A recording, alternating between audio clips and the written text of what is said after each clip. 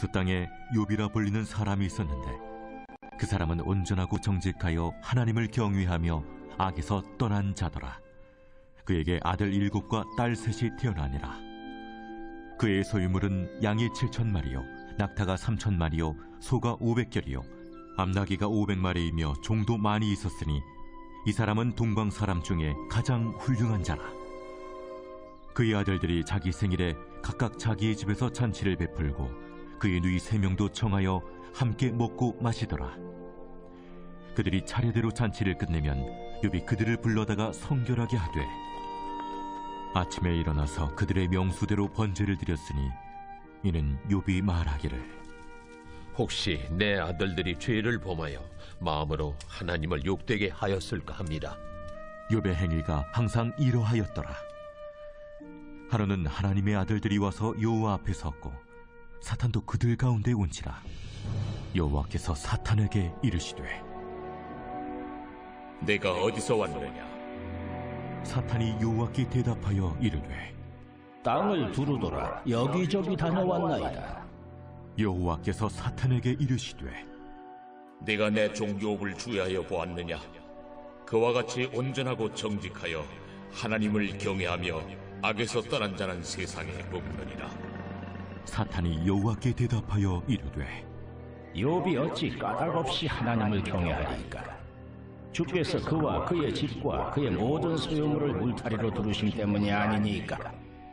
주께서 그의 손으로 하는 발을 복되게 하사 그의 소유물이 땅에 넘치게 하셨음이니이다. 이제 주의 손을 펴서 그의 모든 소유물을 치소서. 그리하시면 틀림없이 주를 향하여 욕하지 않겠나이까? 여호와께서 사탄에게 이르시되 내가 그의 소유물을 다 내 손에 맡기노라. 다만 그의 몸에는 내 손을 대지 말지니라. 사탄이 곧 여호와 앞에서 물러가니라. 하루는 욥의 자녀들이 그 맏아들의 집에서 음식을 먹으며 포도주를 마실 때 사환이 욥에게 와서 아뢰되 소는 밭을 갈고 나귀는 그 곁에서 풀을 먹는데 스바 사람이 갑자기 이르러 그것들을 빼앗고 칼로 종들을 죽였나이다. 나만 홀로 피하였으므로 주인께 아뢰러 왔나이다. 그가 아직 말하는 동안에 또 한 사람이 와서 아뢰되 하나님의 불이 하늘에서 떨어져서 양과 종들을 살라버렸나이다. 나만 홀로 피하였으므로 주인께 아뢰러 왔나이다. 그가 아직 말하는 동안에 또 한 사람이 와서 아뢰되 갈대아 사람이 쇠무리를 지어 갑자기 낙타에게 달려들어 그것을 빼앗으며 칼로 종들을 죽였나이다. 나만 홀로 피하였으므로 주인께 아뢰러 왔나이다. 그가 아직 말하는 동안에 또 한 사람이 와서 아뢰되 주인의 자녀들이 그들의 맏아들의 집에서 음식을 먹으며 포도주를 마시는데 거친 들에서 큰 바람이 와서 집 내 모퉁이를 치매 그 청년들 위에 무너짐으로 그들이 죽었나이다. 나만 홀로 피하였으므로 주인께 아뢰러 왔나이다. 욥이 일어나 겉옷을 찢고 머리털을 밀고 땅에 엎드려 예배하며 이르되 내가 모태에서 알몸으로 나와서 온즉 또한 알몸이 그리로 돌아가올지.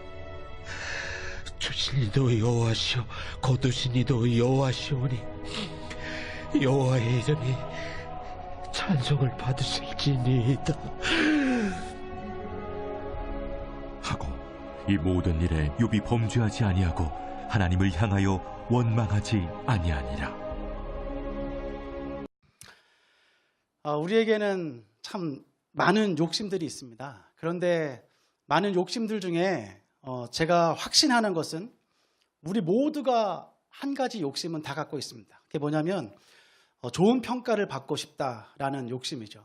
이 사람에게 좋은 얘기 듣고 싶고 저 사람에게 좋은 얘기 듣고 싶고 좋은 평가를 받고 싶다. 지난 주간에 저는 참 쓰라린 평가를 하나 받았습니다. 가정에서 좀 영적인 제사장으로 역할을 좀 다 해달라 이런 얘기를 아내에게 들었습니다.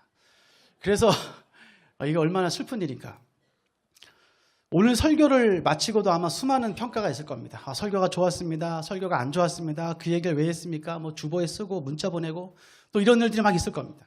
그래서 늘 걱정하면서 하루하루를 살아갈 때가 참 많이 있습니다. 그 지난 한 주간 동안 좀 이렇게 씁쓸한 마음으로 한 주를 보내다가 말씀 준비를 시작하는데 욥기 1장을 이 통독복음에 맞춰서 말씀을 준비하기 위해서 욥기 1장을 딱 폈는데 이 욥에 대한 평가가 시작이 되는 겁니다. 우리 1절 말씀 한번 같이 볼까요? 욥기 1장 1절입니다. 같이 읽겠습니다. 시작. 우스 땅에 욥이라 불리는 사람이 있었는데 그 사람은 온전하고 정직하여 하나님을 경외하며 악에서 떠난 자더라. 1절을 보니까 욥에 대해서 어떻게 평가를 시작하냐면 악에서 떠난 자라고 말하고 하나님을 경외한 자라고 말하고 또 훌륭한 사람이다 이렇게 말을 하고 있습니다. 얼마나 훌륭한 사람이냐면 자세히 보면 이 욥이 프로필이 대단한 사람입니다. 가정도 참 화목했습니다. 7남 3녀가 있습니다. 거기에다가 신앙도 좋다고 말하고 하나님을 경외한 자 훌륭하다고 말하는데 거기다가 부자입니다. 부자인데 얼마나 부자냐면 이게 뭐 양이 7,000마리, 뭐 5,000마리 이렇게 써 있는데 성경에서 7자, 5자, 3자 이런 게 나오면 그냥 그 숫자로 받아들이면 안 됩니다. 성경에서 7이라는 단어, 뭐 3이라는 숫자, 5라는 숫자 이런 숫자는 풍족했다. 이거는 셀 수 없다. 꽉 찼다라는 표현입니다. 그러니까 실제로 7,000마리가 아니라 이 사람은 정말 부자였던 겁니다. 엄청나게 부자, 셀 수 없는 부자. 그리고 동방에서 제일 큰 부자. 얼마나 부자였겠습니까? 되게 이 프로필이 대단하지 않습니까? 악에서 떠난 자라고 말하고 하나님을 경외한 자라고 말하고 훌륭한 사람이라고 말하고 가정도 화목하고 자녀들도 잘 되고 거기에다가 부자였던 거기에 더 하나가 뭐냐면 하나님께서 오늘 어린이 설교 때 들었던 것처럼 하나님이 자랑하는 사람이었다는 거예요. 그래서 5절에 보니까 이렇게 욥을 평가하고 있습니다. 5절 말씀 한번 읽겠습니다. 시작. 그들이 차례대로 잔치를 끝내면 욥이 그들을 불러다가 성결하게 하되 아침에 일어나서 그들의 명수대로 번제를 드렸으니 이는 욥이 말하기를 혹시 내 아들들이 죄를 범하여 마음으로 하나님을 욕되게 하였을까 함이라. 욥의 행위가 항상 이러하였더라. 자녀들이 파티를 하고 생일잔치를 하고 나서 혹시라도 부지간에 혹시라도 알지도 못하고 지은 죄가 있을까 싶어서 자녀들의 행사가 끝나고 나면 자녀들을 한 사람 한 사람 다 불러다가 제사를 지낼 정도로 예배를 다시 드리고 회개할 정도로 정말 깊이 자녀들을 사랑했던 자녀들을 끔찍이도 사랑하는 사람 그리고 하나님 앞에서 정직하게 어떻게든 죄를 짓지 않으려고 노력했던 사람. 그래서 하나님은 이 욥을 보면서 욥을 자랑하고 있습니다. 모든 것을 다 아신다는 그 전지하신 하나님의 대화를 보십시오. 오늘 이 오디오 바이블을 들으면서 너무 사극처럼 진행이 되니까 이게 좀 어려운 것 같지만 쉽게 말하면 이 얘기입니다. 하나님이 물어봅니다. 너 어디 갔다 왔냐? 뭐 그냥 여기저기 다녀왔습니다. 왜 이래? 너 욥 보고 왔잖아. 욥 괜찮지? 괜찮지? 에이 뭐 괜히 그러겠어요? 다 받은 게 있으니까 그렇죠.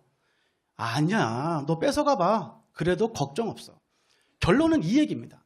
하나님과 사탄의 그 어려운 이야기 같지만 쉽게 말하면 너 어디 갔다 왔냐? 뭐 여기저기 갔다 왔어요. 에이 어디가 이렇게 갔다 온 게 아니라 너 네 마음속에 지금 하고 싶은 얘기가 있잖아. 난 다 알고 있어. 욥 보고 왔지? 욥 얘기 지금 꺼내려고 하지? 꺼내봐.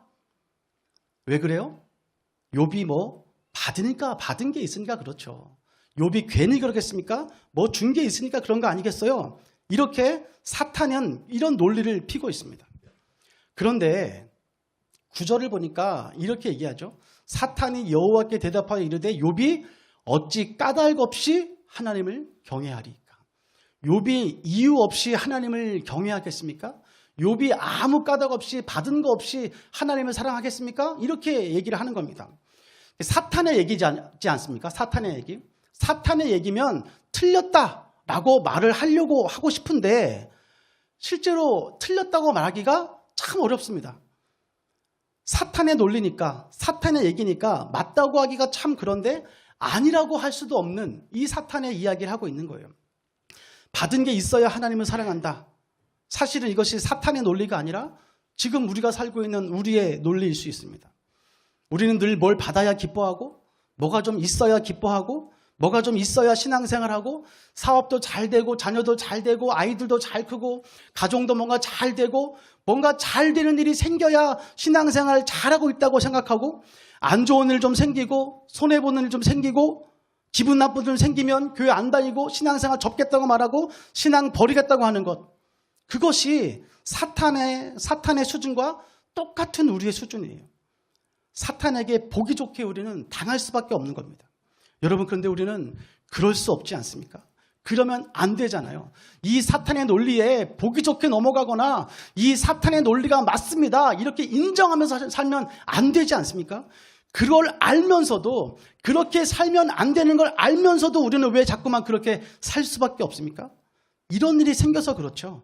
6절과 13절 보십시오. 6절에 보니까 이렇게 말하고 있습니다. 같이 읽겠습니다. 시작. 하루는 하나님의 아들들이 와서 여호와 앞에 섰고 사탄도 그들 가운데 온지라. 이 하루라는 말을 주목하십시오. 이 하루, 아주 짧은 이 하루라는 시간 동안 기가 막힌 일이 시작됩니다. 13절도 보십시오. 13절 읽겠습니다. 시작. 하루는 욥의 자녀들이 그 맏아들의 집에서 음식을 먹으며 포도주를 마실 때에. 6절에도 하루라는 말이 등장하고 13절에도 하루라는 말이 등장합니다. 이 하루 만에 우리의 인생이 완전히 뒤집어질 수 있다는 거예요. 이 하루 만에 한순간의 인생이 180도 바뀔 수 있는 일이 우리 가운데 너무나 많이 있기 때문에 우리는 자꾸만 신앙생활 하면서도 어려움을 당하면서 느낄 때가 있습니다. 16절에 보니까 이렇게 말하죠. 그가 아직 말하는 동안에 무슨 일들이 생기냐면, 욥을 그렇게 자랑했고 욥이 그렇게 부자였고 욥은 참 가정을 잘 다스렸고 좋은 자녀들을 두었고 가정도 참 화목했는데 재산을 하루아침에 다 잃어버립니다. 집이 하루아침에 다 무너져 버립니다. 강도가 쳐들어와서 하루아침에 모든 것들을 망가뜨립니다. 자신의 7남 3녀 모든 아들들 모든 자녀들이 갑자기 하루아침에 다 죽어버립니다. 그가 아직 말하는 동안에, 그러니까 누가 죽었습니다, 양들을 뺏어갔습니다, 낙타를 뺏어갔습니다, 집이 무너졌습니다 라고 말하는 그 순간순간 말을 전하러 오는 그 사람들이 말이 끝나기도 전에 자꾸만 어려운 일들이 겹쳐서 계속 생기더라는 거예요. 한 번의 어려운 일은 밀려옵니다. 엎친데 덮친다, 이런 말이 있는 겁니다. 이것이 누구의 방법이냐면 사탄의 방법입니다. 우리는 이것을 끊임없이 경험하고 끊임없이 느끼고 있습니다. 어려운 일들은 계속해서 다가옵니다. 2017년 어려워서 잘 마무리했는데 2018년이 시작되면서 어떻게 됩니까? 어려운 일은 또 시작되게 있습니다. 힘든 일, 어려운 일, 고난, 슬픔, 위기 이런 것들을 조금씩 이제 견뎠는데 그걸 견뎌보니까 끝났다 싶으면 어려운 일은 또 생기게 되는 거예요. 어제 어떤 일이 있었냐면, 여러분들은 아무도 신경을 쓰지 않지만 이게 우리들은 굉장히 신경 쓰는 게 뭐냐면 이 뒤에 현수막입니다. 현수막을 어떻게 하든 여러분들은 아무 관심이 없겠지만 이 현수막을 보면서 우리는 어떻게 됐냐면, 분명히 주문을 어떻게 했냐면 이 중간에 이렇게 선이 이렇게 지나가지 않습니까? 이게 현수막을 길게 한 번에 못 만들기 때문에 중간을 이어서 붙입니다. 그러니까 이어서 붙이니까 이게 카메라에 나오니까 3등분을 해서 안 보이게 해줘라, 이렇게 주문했는데 아침에 오자마자 보니까 분명히 주문을 그렇게 했는데 가운데 선이 이렇게 가게 2등분을 해서 온 거예요. 이걸 보자마자 잘못했구나, 이거 어떡하냐, 이 어려움이 왔습니다. 이 어려움을 해결하려고 하는 도중에 파티션을 우리가 샀는데 색깔이 안 맞는다는 거예요. 그래서 이 색깔이 안 맞는다고 임정난 전사님이 저한테 카톡을 보냈습니다. 컬러가 안 맞습니다. 그래서 그 컬러 얘기를 막 하고 있는데 허유 목사님이 저에게 카톡을 보냈습니다. 주보에 오타가 있습니다. 그래서 주보에 오타가 있어가지고 여러분 주보를 보시면 못 느꼈겠지만 덮었습니다. 그래서 그 주보를 다시 이제 인쇄를 하려고 하니까 인쇄 늦었습니다. 그래서 우리가 라벨지로 프린트를 해서 붙이자 해가지고 프린트를 하려고 했더니 복사기에 잉크가 없습니다. 이 프린트 잉크가 없어가지고 잉크를 또 넣고 이제 잉크를 다 인쇄를 한 다음에 이걸 이제 붙여야 되는데 그날따라 다 퇴근해버리고 없습니다. 야, 이게 욥의 고난이 아니라 봉의 고난이구나. 이게 정말 밀려오더라고요, 계속. 그가 아직 말하는 동안, 이 카톡을 보고 있는 동안에 다른 카톡이 오고, 이 카톡을 보고 있는 동안에 다른 카톡이 오고, 이게 좀 어찌할 뻔 모르겠더라고요. 근데 여기까지는 사실 진짜 고난이 아니에요. 카톡이 막 오고 뭐가 잘못됐어요, 오타가 있어요, 잉크가 없어요, 뭐 문제가 있습니다, 현수막이 잘못됐어요, 이런 소식들이 막 올 때는 사실 그때는 화낼 여유도 없고 뭐 기분 나빠할 여유도 없습니다. 그냥 어떻게 해결해야 되나 이거 찾고 있는 거죠. 언제 진짜 위기가 나타나고 진짜 고난이 언제 시작되냐면 다 정리된 다음이에요. 다 끝나고 나서 정신이 좀 들고 나면 그때부터 이제 불평이 시작되는 거죠. 아이씨, 왜 이거 왜 제대로 안 봐가지고 이런 일이 생기나. 그때 그런 일들이 생기는 거예요. 13절, 14절, 15절, 16절, 17절, 18절, 19절 쭉 가는 이 욥의 지금 고난들을 보면 사실 정신이 있을 수가 없습니다. 갑자기 막 아들이 죽었답니다. 집이 무너졌답니다. 강도가 들어가지고 막 낙타들, 재산들을 다 뺏겼답니다. 이것들이 막 몇 분 만에 막 계속 오니까 그때는 지금 진짜 위기가 아니에요. 이게 위기인 것 같지만 진짜 위기는 그때 시작되는 게 아니에요. 언제 위기가 시작됩니까? 정신 차렸을 때. 정신 차리고 나서 일이 다 마무리된 다음에 그때 무엇을 하는가? 이것이 중요하다는 겁니다. 20절을 보십시오. 우리 한번 20절 같이 읽겠습니다. 시작. 욥이 일어나 겉옷을 찢고 머리털을 밀고 땅에 엎드려 예배하며. 이 욥은 13절부터 19절까지 쭉 나타나는 그런 고난과 위기와 어려움과 슬픔과 위험 가운데 그 위험을 표현할 여유도 없었습니다. 그런데 그 여유를 찾고 나서 이제 뭐 하냐면 진짜 위기가 시작되는 거예요. 욥이 일어났습니다. 겉옷을 찢었습니다. 머리털을 밀었습니다.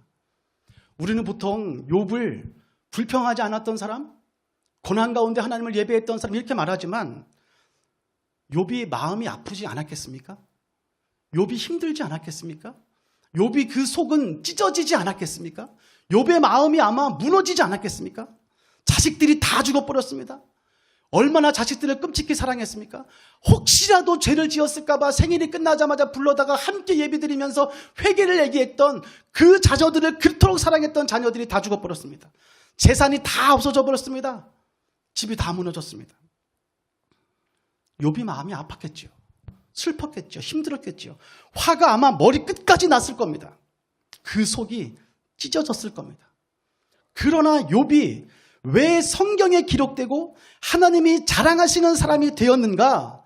슬픈 일이 생겼을 때, 고난당했을 때, 눈물 나는 일이 생겼을 때 어떻게 하는가? 그게 그의 모습이에요. 20절을 보니까 겉옷을 찢었습니다. 머리를 밀었습니다. 벌떡 일어났습니다. 그러면 누구나 예상하는 것은 무엇입니까? 욥이 이제부터 불평할 거야. 겉옷을 찢는 그 순간 아마 사탄은 뒤에서 박수를 막 치고 있었을 거예요. 이제 시작됐구나. 하나님 내가 이겼죠? 이제 보세요. 겉옷을 찢었어요. 머리털을 밀었습니다. 화가 진짜 많이 났네. 이제 욕할 거예요. 하고 예상하는 그 순간 소리를 지르고 화를 낼 줄 알았는데 거기서 예배를 드리더라는 거예요. 거기서 이 욥이란 사람은 예배를 드리고 있다는 거예요. 기가 막힌 일입니다. 모두가 예상하는 결과가 있는데 모두가 예상하는 진행 방향이 있는데 그렇게 흘러가지 않았다는 거예요. 왜 그렇습니까? 욥은 진짜 고난이 뭔지 알았기 때문에 그래요. 진짜 위기가 뭔지 알았기 때문에. 시편 137편을 보면 이렇게 말씀하는 구절이 있습니다. 우리 시편 137편 6절 한번 같이 읽겠습니다. 시작. 내가 예루살렘을 기억하지 아니하거나 내가 가장 즐거워하는 것보다 더 즐거워하지 아니할진대 내 혀가 내 입천장에 붙을지로다. 이스라엘 백성들이 포로로 끌려갔습니다. 포로로 끌려간 다음에 이제 시편 기자가 자신의 한탄을 하는 거예요. 우리가 지금 포로로 끌려왔구나, 힘들구나, 어렵구나, 노예가 되었구나, 고난이 있구나. 그런데 그 고난에 대해서 포로된 상황에 대해서 쭉 이야기하는 것 같은데 진짜 고난이 뭐냐? 이 시편 기자가 말하는 게 뭐냐면 포로가 된 현실이 아니라 노예가 되어서 식민지가 된 그 현실이 아니라 진짜 고난은 뭐냐? 내 혀가 내 입천장에 붙었다라는 거예요. 그게 무슨 말입니까? 그 입에서 찬양이 나오지 않더라는 거예요. 그 입에서 예배가 나오지 않더라는 겁니다. 그 입에서 하나님을 예배하고 하나님을 찬양하고 하나님을 경배하는 그 입에서 하나님을 찬양하는 찬양이 나오지 않는 것. 그것이 진짜 고난이고 그것이 진짜 위기라고 시편 기자가 말하고 있는 거예요. 우리의 입에서 찬양이 나오지 않는 것. 그것이 고난입니다. 그것이 진짜 위기라는 거예요. 여러분, 우리에게 어려움이 있을 수 있죠. 문제가 있을 수 있죠. 이 젊은 사람이 고난과 위기를 얘기하면 여러분들 얼마나 우습게 들을지 모르겠지만 저에게도 있죠. 여러분들에게도 있죠. 그러나 우리가 모든 그 고난과 위기 앞에서 정말 고난이라고 말할 수 있는 것은 무엇이고 정말 위기라고 말할 수 있는 건 무엇인가? 그것은 우리의 입에서 더 이상 찬양이 나오지 않는 것, 우리가 더 이상 예배할 수 없게 되는 것, 그것이 진짜 위기라는 거예요. 저는 참 힘들었을 때가 두 번이 기억이 나는데, 하나가 군생활 3년입니다. 그 또 하나가 언제냐면 군생활과 비슷한 삶이었던 고등학교 생활 3년이었습니다. 저는 이렇게 신정동에 있는 명문 사립을 꿈꾸는 그냥 사립고등학교를 다녔습니다. 그러니까 이 명문 사립을 꿈꾸니까 공부를 엄청 시키는 거예요. 저는 3년 동안 아침 7시까지 학교를 갔습니다. 그리고 밤 11시에 끝이 났습니다. 정말로 3년을. 여름방학, 겨울방학은 단 일주일이었습니다. 늘 보충 수업한다고 아침부터 나갔습니다. 그때는 다른 학교도 다 그런 줄 알았습니다. 그런 시대였습니다. 저도 오래 살지 않았습니까? 근데 그런 삶을 이렇게 쭉 살면서 너무 힘든 거예요. 고등학교를 3년을 다니는데 아침 7시까지 가가지고 밤 11시에 끝이 나고 맨날 공부하고 맨날 영어 단어 외우고 맨날 국어 공부하고 수학 공부하고 너무 힘든 거예요. 그런데 너무 힘들고 너무 어렵고 너무 지치니까 그때 제가 살기 위해서 한 게 뭐냐면 말씀을 읽었습니다. 가장 바쁜 고등학교 3년 그 시간에 제가 하루에 한 주에 성경을 200장씩 읽었습니다. 한 주에 200장씩. 여러분 통독하시 아시겠지만 결코 쉬운 일이 아닙니다. 고등학교 3년이라는 시간 제일 바쁜 그 수험생의 기간 때 매주 성경 200장씩 읽었어요. 쉬는 시간마다 읽고 화장실 가서도 읽고 점심 빨리 먹고 읽고 늘 그랬습니다. 그렇게 말씀을 쭉 읽고 7시까지 학교 가야 되는데 친구들끼리 모여가지고 우리 너무 힘들다. 7시까지 오는 게 너무 힘들다. 그러니까 우리 오면 예배드리자.